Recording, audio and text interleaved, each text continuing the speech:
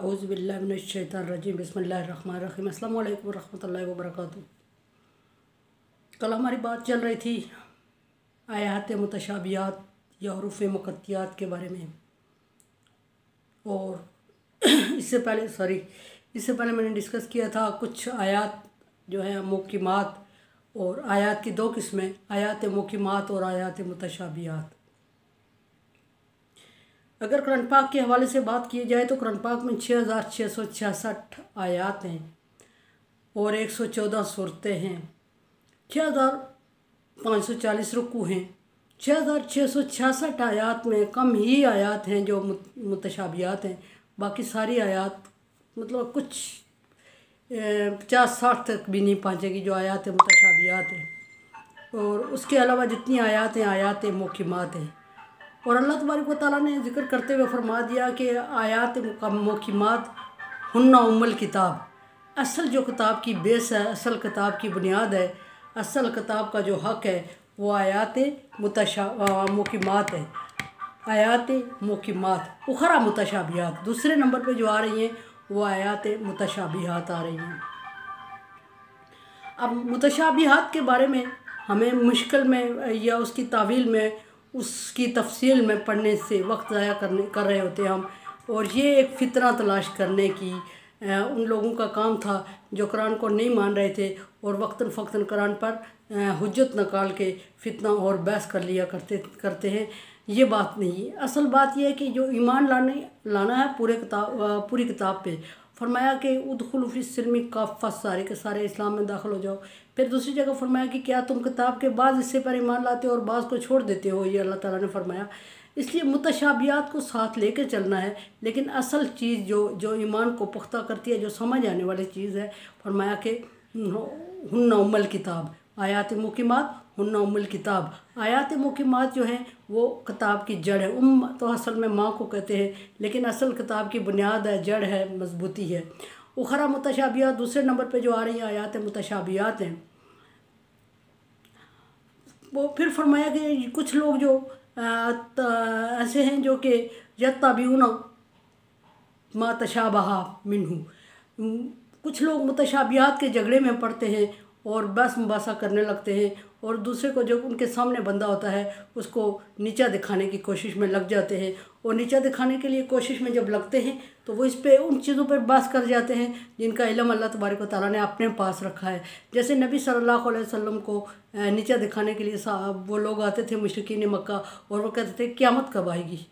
आप सल्लल्लाहु अलैहि वसल्लम उनको हर दफ़ा अल्लाह ताला से अर्ज़ करते थे कि अल्लाह ताला मुझसे ये सवाल हो रहा है। अल्लाह हर दफ़ा यही बताते थे कि उससे बताओ कि ये इसका इल्म अल्लाह के पास है, इसका इल्म अल्लाह के पास है।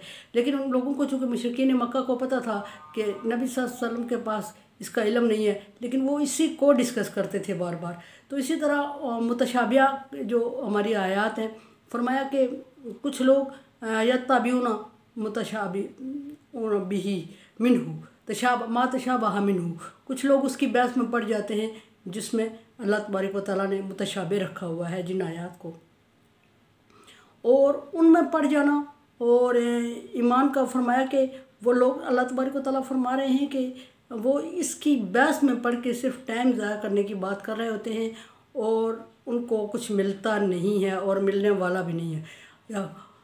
इब्तिगा तावील हो, वो इसकी तावील तलाश करने लगते हैं। असल में पहले फरमाया इब्तिगा तावील हो से पहले फरमाया अल्लाह ताला इब्तिगाई फितना, वो इसकी बहस में पढ़ के फितना तलाश कर रहे होते हैं। असल में फितने की कोई रीज़न, कोई वजह, कोई रास्ता, कोई बात करने की एक निकाल रहे होते हैं। फिर दूसरी जगह फरमाया इब्तिगा फितना है और इब्तिगा तावील हो, और इसकी तावील में पड़ जाते हैं, इसकी तावीलें तलाश करने। जो लोग फितना तलाश करना चाहते हैं वो इसकी तावीलें भी तलाश करना चाहते हैं मुतशाबे आयात की। आगे एक जगह फिर अल्लाह तबारक व तआला इसके आगे 7 आयत में फरमाते हैं वमा तावीलहु इल्लल्लाह, इसकी असल जो तावील है वो अल्लाह ही जानता है। इसके मानी और इसका मतलब सिर्फ अल्लाह ताला के पास है और नबी सल्लल्लाहु अलैहि वसल्लम के पास है। इल्लल्लाह पे हमने रुक जाना है और वक्फ़ करना है। तो इसकी बात यहाँ कंप्लीट हो जाती है कि हुरूफ़ मुक़त्तियात का इल्म या आयात मुतशाबिहात का इल्म, उसके तर्जमा का इल्म और किसी के पास नहीं है। इसकी अल्लाह और रसूल के अलावा इसकी ट्रांसलेशन हम नहीं कर सकते। और ये भी नहीं समझना हमने कि कोई नबी नहीं, नबी के अलावा कोई वली, कोई आलिम, कोई मुफक्किर इसकी तावील कर सकता है, इसकी ट्रांसलेशन कर सकता है। ऐसा मुमकिन नहीं है, क्योंकि ये राज की बातें हैं और हमारा इन पर ईमान लाना ज़रूरी है। सिर्फ कि जो भी है अल्लाह ताला की तरफ से हक़ और सच है, और ये अल्लाह और उसके रसूल के दरमियान रम्ज़ हैं, इशारे हैं। तो ये रम्ज़ और इशारे ख़ास लोगों तक महदूद होते हैं। तो इसके लिए दूसरों को इसकी खोज में पड़ जाना और हिले बहाने तलाश करना, और जो दीन का आपको दर्स दे रहा है बंदा या दीन की बात बता रहा है, उसको मुश्किल में डालने के लिए कोशिश करना कि ऐसे टॉपिक, ऐसे मौजू तलाश करके लाएं जिनका इल्म ही ना हो। तो ये कोई नई बात नहीं है। ये हम तो हैं ही क्या, हमारा तो कोई मुकाम ही नहीं है दुनिया में। अल्लाह तबारक व तआला आखिरत सबकी अच्छी करे और हमें भी उन लोगों में रखे। पैगम्बर आए हैं दुनिया में। मूसा अलैहिस्सलाम की कौम ने मूसा अलैहिस्सलाम को इस तरह के सवाल करके परेशान किया कि जो नाकाबिले बर्दाश्त थे, जिनकी एग्जाम्पल अल्लाह ताला कुरान पाक में कोट करते हुए फरमाते हैं कि ईमान वालों, क्या तुम अपने पैगम्बर को तरह तरह के सवाल करके उस तरह तंग करना चाहते हो जिस तरह मूसा की कौम ने मूसा को तंग किया। तो अगर दुनिया में दीन इस्लाम चलाने वाला कोई बंदा नाकाम होता है या उसके इर्द गिर्द कम होते हैं मानने वाले, तो इसका मतलब ये नहीं कि वो कामयाब नहीं है, वो नाकाम है दुनिया और आखिरत में, या वो इस काबिल नहीं है या कुछ ऐसी। बल्कि पैगम्बरों को भी अल्लाह तबारक व तआला ने दुनिया में भेजा तो ये लोग उनकी मुखालफत करते आए हैं। नबी सल्लल्लाहु अलैहि वसल्लम की अगर हिस्ट्री को चेक किया जाए तो आप सल्लल्लाहु अलैहि वसल्लम को कुरान पाक में तकरीबन 15 या 20 जगहों पर ऐसी बातें डिस्कस है जहां आप सल्लल्लाहु अलैहि वसल्लम को तंज किया गया, तंग किया गया।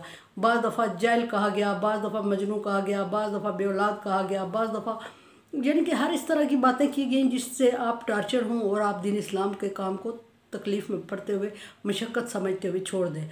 हज़रत नूह अलैहिस्सलाम ने 950 साल अल्लाह तबारक व तआला के हुक्म की तबलीग की और सिर्फ 9 बंदे आप पर ईमान लाए। बड़े सोचने की बात है, क्या वो पैगम्बर नहीं थे? क्या वो सच्चे नहीं थे, या वो सच्चे दीन की तबलीग नहीं कर रहे थे? ऐसा नहीं था, बल्कि ये इन लोगों की, दुनिया वालों की बदबख्ती है कि इन्होंने हमेशा उस बंदे को जुटलाया जो उनकी खैरखाई करता है और बाद में उसके गीत गाते रहे, गुन गाते रहे, फ़ायदा नहीं हुआ। हज़रत मूसा अलैहिस्सलाम ने बढ़ चढ़ के कौम की मदद की और हर तरह से अल्लाह का पैगाम पहुँचाने की कोशिश की, और अपने आप को कमज़ोर समझते हुए, जो उनकी थोड़ी सी क्वालिटी पे लोग डिस्कस करते थे कि आपकी ज़ुबान थोड़ी सी तोतली थी, तो उस पे उन लोगों ने एक ऑब्जेक्शन उठाया हुआ था। उसके लिए उन्होंने अपने भाई हारून को साथ मिलाया और भरपूर कोशिश की दीन की तबलीग, लेकिन कामयाबी के कोई चांस नहीं थे। इसी तरह मतलब है कोई पैगम्बर ऐसा नहीं था जिसने भरपूर दीन की तबलीग ना की हो और उसको तकलीफ़ से ना गुज़रना पड़ा हो। तो नबी सल्लल्लाहु अलैहि वसल्लम की बात हुई तो नबी सल्लल्लाहु अलैहि वसल्लम को मैंने बताया कि कम से कम कुरान पाक में 20 जगहों पे ऐसी बातें, ऐसे तंज, ऐसे दुखी अल्फाज बयान हैं कि जिसमें नबी सल्लल्लाहु अलैहि वसल्लम को टार्चर करना मकसद था, या नबी सल्लल्लाहु अलैहि वसल्लम को परेशान करना कि आप तंग होकर दीन इस्लाम की तबलीग छोड़ दें, तो सो आपने नहीं छोड़ा। अच्छा, फिर इसी की एक किस्म ये भी है कि जो अल्लाह तबारक व तआला फरमाते हैं कि वो कुरान पाक में तावील तलाश करते हैं मुतशाबिह आयात का इल्म सिर्फ अल्लाह के पास है, और अगर वो तावील तलाश करते हैं तो नबी सल्लल्लाहु अलैहि वसल्लम आप परेशान ना हो। वो सिर्फ फितना चाहते हैं, फितने की कोई गुंजाइश ढूंढ रहे होते हैं और आप उनकी बातों पर परेशान ना हो। अगर आप इनको इसकी ट्रांसलेशन, इसकी तावील बता भी देंगे तो फिर भी वो मुतमईन नहीं होंगे और किसी और तरह के, क्योंकि फितना उनका मकसद होता है। और अल्लाह तबारक व तआला फरमा रहा है कि ये कोई और ऐसी बात तलाश करके ले आएंगे जिससे आपको टार्चर करते रहे और जिससे दीन में फितना फैलता रहे और दीन में बेचैनी फैलती रहे और दीन का नाकाम करने की कोशिश करेंगे। लेकिन दीन कभी नाकाम होने वाली चीज़ दीन इस्लाम नहीं रहा, इसलिए कि अल्लाह तबारक व तआला ने ख़ुद जब इसके लिटरेचर की ज़िम्मेदारी उठा ली कि नज़्ज़लनाहु ज़िक्र व नहनु लहु हाफ़िज़ून, हमने कुरान को उतारा, हम इसकी हिफाजत करेंगे। फिर इन्ना दीन इंदल्लाहिल इस्लाम, अल्लाह के नज़दीक पसंदीदा दीन इस्लाम है। तो क्या वो अल्लाह तबारक व तआला से बड़े हैं क्या वो कामयाब हो जाएंगे? क्या ये सिर्फ नबी का काम है? क्या सिर्फ ये चंद लोगों का काम है जिनको वो शिकस्त दे देंगे? अल्लाह फरमा रहा है कि ऐसी बात नहीं है, ये मेरा है, इसकी ज़िम्मेदारी मैंने ली है। और अगर जिसने जंग करनी है तो वो फिर मेरे साथ जंग करे। अल्लाह फरमा रहा है अल्लाह और रसूल के साथ जंग करे। और युशाकिकिल्लाह, जो अल्लाह और रसूल से जंग करेगा वो कभी कामयाब, दुनिया और आखिरत ख़राब कर देगा और कामयाब नहीं होगा।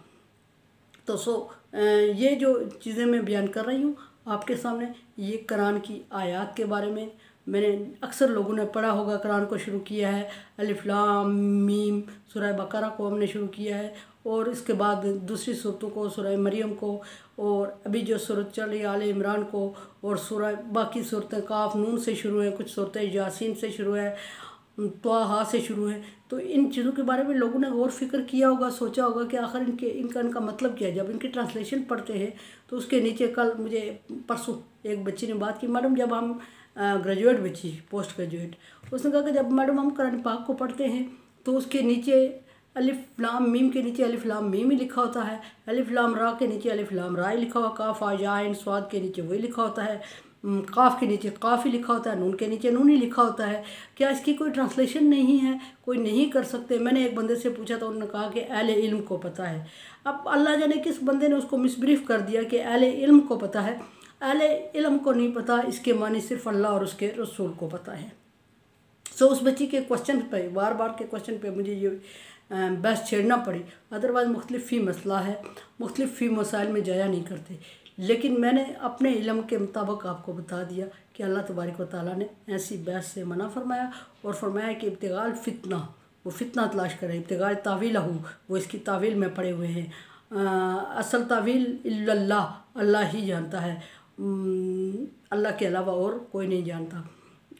वर्रासिखून फिल इल्म, रासिखून फिल इल्म, और उसके बाद आयता यहाँ वक्फ़ नहीं है, रासिखून फिल इल्म के बाद वक्फ़ नहीं है। रासिखून फिल इल्म, जो इल्म में बहुत ज़्यादा महारत रखते हैं, गहराई रखते हैं, वो कहते हैं कि जो भी है अल्लाह की तरफ से ये हक़ और सच है, और इसको मानते हैं, आमन्ना बिही, हम इस पर ईमान लाते हैं, ये जो भी है अल्लाह की तरफ से सही है। अच्छा, मैंने एक बात बार बार डिस्कस की, इसका मतलब ये नहीं कि शक व शुबे वाली आयत है, मतलब ये कि इन पे ईमान लाना बहरहाल ज़रूरी है, लेकिन इनकी ट्रांसलेशन में हम परफेक्ट नहीं कर सकते। शक की बात यह है कि इनको हम ट्रांसलेट नहीं कर सकते परफेक्टली, और हमें नहीं पता कि अल्लाह ने नबी को इशारा दे के क्या फरमाया। जैसे कि मैं अभी किसी बच्चे को काम पे लगाती हूँ तो एक बच्चे को कह देती हूँ XYZ, ये बच्चे को सीधा करके बैठा दो, ये औरतों को बैठने की जगह बनाओ, ये चेयर सेट करो, ये बात तो वाज़ेह हो गई। लेकिन अगर मैंने उसी बच्चे को ड्यूटी पे लगाया हुआ और मैं उस बच्चे को कहती हूँ वाह मैंने कल तुझे क्या कहा था, समझ है, तो वो उसके और मेरे दरमियान है, वो फ़ौरन उस काम में लग जाएगा जो कल मैंने उसे कहा था, लेकिन पब्लिक को, दूसरों को पता नहीं चलेगा। ये ऐसे अल्फाज होते हैं। तो ये अल्लाह और उसके रसूल के दरमियान के अल्फाज है। हमारा ईमान लाना ज़रूरी है, जो भी है हक़ और सच है, और जो भी है अल्लाह की तरफ से नाज़िल करता है। मैं बार बार लफ्ज़ शक कल इस्तेमाल किया, इसका मतलब ये नहीं कि इन अल्फाज में शक है, इनके नाज़िल होने में शक है, या ये किताब का हिस्सा, सूरत का किताब का हिस्सा है या नहीं, इसमें शक है। मतलब यह है कि हम इनकी ट्रांसलेशन नहीं कर सकते, हमें इसके बारे में परफेक्टली इल्म नहीं है। सो गलतफहमी में नहीं पढ़ना, और कोरोना वायरस से बचने की कोशिश करें, और फैसला रखें, अपने आप को बचाएं, दूसरों को बचाएं। मेरे लिए दुआ करें, ला खौफुन अलैहिम वला हुम यहज़नून। चैनल को सब्सक्राइब करें, आपकी बड़ी मेहरबानी, कामयाब करें इसको, और like dislike as you like. अल्लाह हाफिज़।